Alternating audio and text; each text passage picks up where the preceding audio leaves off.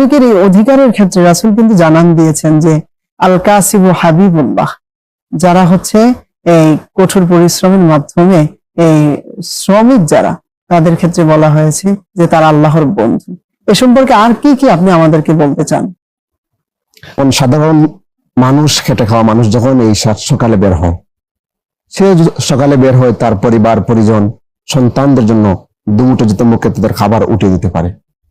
যখন সন্ধ্যাবেলা সে তার মালিকের কাছে টাকা চায়, এই মালিক তখন টাকা দিতে অনীহা প্রকাশ করে বা টাকা দিতে চায় না, টাকা দেয় না। হাদিসে এ সম্পর্কে কি আছে শ্রমিকের মূল্য পরিশোধের বিষয়ে? এমন আল্লাহ রাসূল সাল্লাল্লাহু আলাইহি ওয়াসাল্লাম বলেন, আল্লাহ রাব্বুল আলামিন হাদিসে কুদসিতে বলেছেন যে 3 ধরনের ব্যক্তি সম্পর্কে কাল কিয়ামতের দিন স্বয়ং আল্লাহ রাব্বুল আলামিন বাদী হিসাবে থাকবেন। সুবহানাল্লাহ। এর মধ্যে একজন বাদী একজন হচ্ছে এমন যে একজন শ্রমিকের অধিকার দেয় নাই।